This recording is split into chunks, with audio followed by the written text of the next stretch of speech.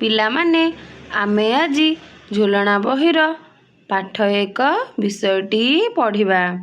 ପ୍ରସଙ୍ଗ କ'ଣ ନା ପ୍ରସଙ୍ଗ ହେଉଛି ଆମ ପରିବାର। ଆସ ଚିତ୍ର ଦେଖି କଥା ହେବା। ଏଠି ଦେଖିଲ ଏ ଚିତ୍ରରେ କ'ଣ ସବୁ ଦେଖୁଛ? ଘର ଅଛି। ଘର ଉପରେ ଏଠି ଦେଖ କେତେ ସୁନ୍ଦର ଚିତ୍ର ସବୁ ହେଇଛି। ଦେଖୁଛ ନା ନାହିଁ? ଏଠି ଦେଖ ଏଠି ଘର ବାହାରେ ମାନେ ସବୁ କ'ଣ କରୁଛନ୍ତି? ଏଠି କିଛି ଜଣ ଅଛନ୍ତି ଦେଖିଲ। ଏଠି କିଏ କିଏ ଅଛନ୍ତି? ବାପା ମା ଭାଇ ଭଉଣୀ ହେଲା। ଏବଂ ଏଠି ଜେଜେ ମଧ୍ୟ ଠିଆ ହୋଇଛନ୍ତି। ଏମାନେ ଏଠି କ'ଣ କରୁଛନ୍ତି ଦେଖ। ଏଠି ଏମାନେ ଚିତା ଆଙ୍କୁଛନ୍ତି ଏବଂ ଏଠି ଜେଜେ ଠିଆ ହୋଇ କ'ଣ କରୁଛନ୍ତି ଦେଖୁଛନ୍ତି। ଏଠି ଦେଖ ତାଙ୍କ ପାଖରେ କିଏ ବସିଛି? ଏଠି ବିଲେଇଟି ଏଠି ବସିଛି। ଏଠି ଦେଖ ପକ୍ଷୀମାନେ ଏଠି କ'ଣ କରୁଛନ୍ତି? ପାଣି ପିଉଛନ୍ତି। ଏଠି ଦୁଇଟି ପିଲା କ'ଣ କରୁଛନ୍ତି ଦେଖିଲ।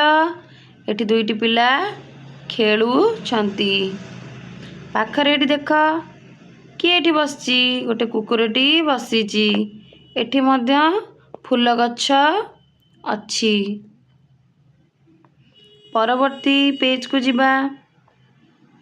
ଆଚ୍ଛା ଏଥିରେ ଦେଖିଲ ଏଠି କ'ଣ ସବୁ ଦେଖୁଛ ତୁମେ? ପାହାଡ଼ ଅଛି। କେତେ ଗୁଡ଼ିଏ ଘର ମଧ୍ୟ ଏଠି ଅଛି ହେଲା। ଆଉ ଗଛ କେତେ ସାରା ଅଛି। ଏଠି ଦେଖ ପାଖରେ କୋଉ ଗଛ ଦେଖୁଛ? ଆମ୍ବ ଗଛ। କିଛି ଦୂରରେ ଇଏ କୋଉ ଗଛ ଦେଖୁଛ? ଏଠି କଦଳୀ ଗଛ। ଦେଖ ଏଠି ଗୋଟେ ପିଲାଟି କ'ଣ କରୁଛି? ଗୋଟେ ଗାଈକୁ ଖାଇବାକୁ ଦେଉଛି। ଏଠି ଦେଖ ଏଠି ଗୋଟେ ଗାଡ଼ିଟି ଅଛି ଏବଂ ଦୁଇ ଜଣ ଏଠି କ'ଣ କରୁଛନ୍ତି? ଗାଡ଼ିକୁ ପାଣିରେ ଧୋଉଛନ୍ତି।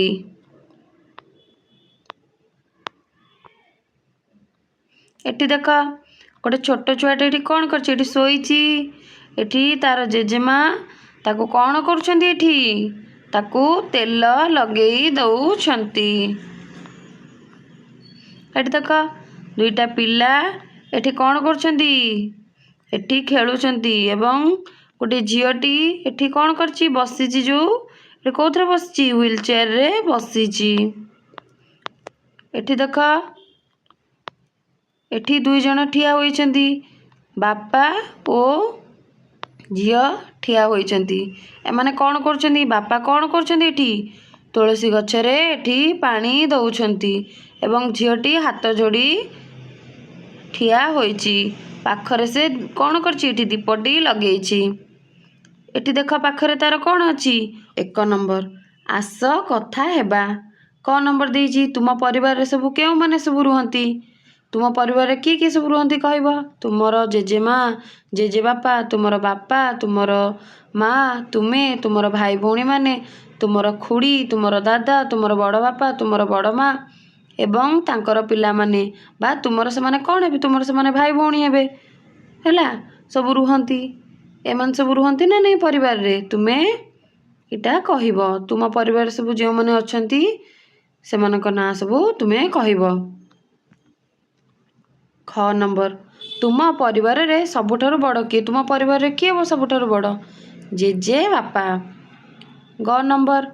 ତୁମେ ଘରେ କେଉଁ ସବୁ ଖେଳ ଖେଳୁଛ? ତୁମେ କ'ଣ ସବୁ ଖେଳୁଛ? ତୁମେ କହିବ। ଲୁଚକାଳି ଖେଳୁଛ। ଆଉ କ'ଣ ଖେଳୁଛ? ଲୁଡୋ ଖେଳୁଛ। ଆଉ ତୁମେ କ'ଣ ଖେଳୁଛ?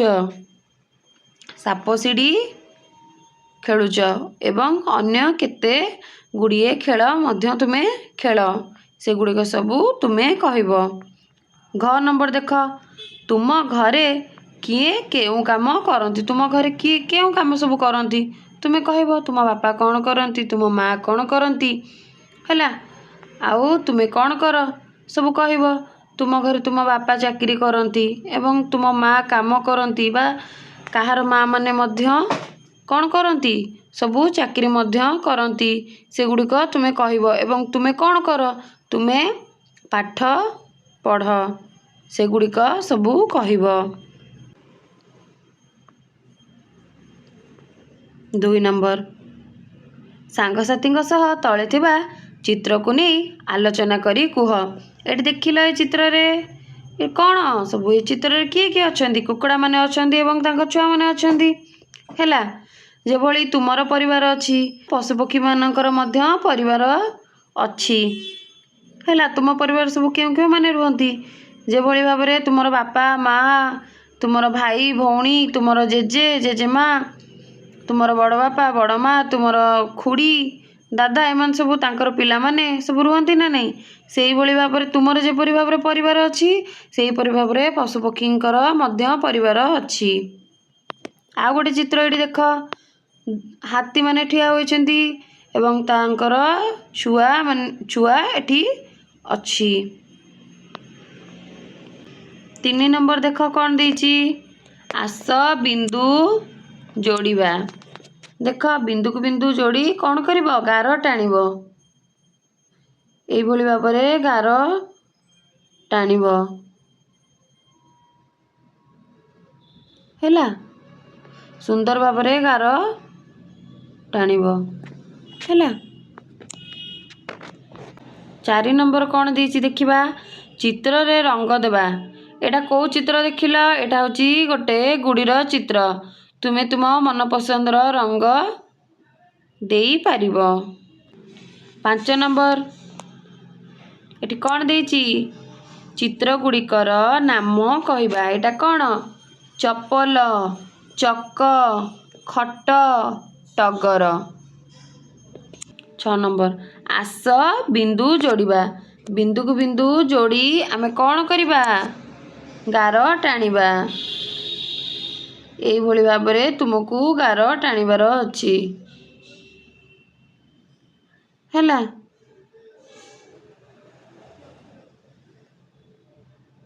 ବୁଝିପାରିଲ? 7 ନମ୍ବର ବିନ୍ଦୁ ଯୋଡ଼ିବା ଓ ଚିତ୍ରରେ ରଙ୍ଗ ଦେବା। ଦେଖିଲ, ଏଇଟା କାହାର ଚିତ୍ର ଦେଇଛି? କାହାର ଚିତ୍ର? ଇଏ ଗୋଟେ ଫୁଲର ଚିତ୍ର। ତମେ ବିନ୍ଦୁକୁ ବିନ୍ଦୁ ଏମିତି ଯୋଡ଼ିବ। ହେଲା, ବିନ୍ଦୁକୁ ବିନ୍ଦୁ ଯୋଡ଼ି କ'ଣ କରିବ? ତାକୁ ରଙ୍ଗ ଦେବ, ତୁମର ମନପସନ୍ଦର ରଙ୍ଗ ଦେବ। 8 ନମ୍ବର ଦେଖ, ଆସ ବିନ୍ଦୁ ଯୋଡ଼ିବା।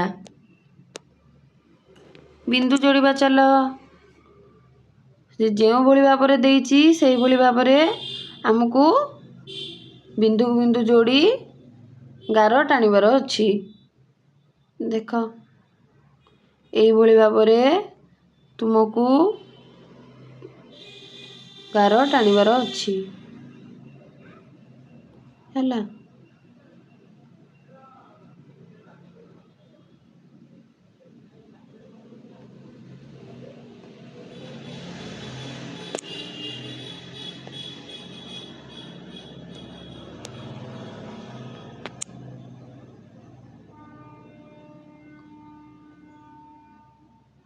ଏଇଭଳି ଭାବରେ ଗାର ଟାଣିବ।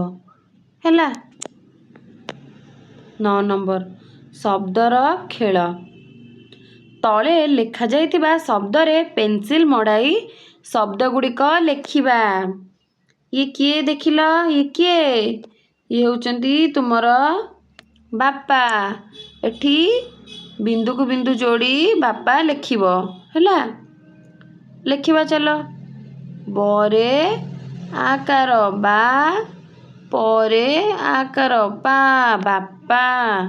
ହେଲା, ଏଠି ଦେଖ, ଇଏ କିଏ? ଇଏ ହେଉଛନ୍ତି ମା। ସେଇଭଳି ଭାବରେ ବିନ୍ଦୁକୁ ବିନ୍ଦୁ ଯୋଡ଼ି ଆମେ ମା ଲେଖିବା। ମରେ ଆକାର ମା, ଆ, ମା। 10 ନମ୍ବର ଦେଖିବା, କୁକୁଡ଼ା ଛୁଆ ମା ପାଖକୁ କିପରି ଯିବ ତାକୁ ରାସ୍ତା ଦେଖାଇବା। ଚାଲ, ମୁଁ ଯେଉଁଭଳି ଭାବରେ ଗାର ଟାଣି ଟାଣି ଯିବି ସେଇଭଳି ଭାବରେ ତୁମେ ଗାର ଟାଣିବ। ଦେଖ, ଏଇଭଳି ଭାବରେ ତୁମକୁ ଗାର ଟାଣିବାର ଅଛି। ହେଲା, ବୁଝିପାରିଲ?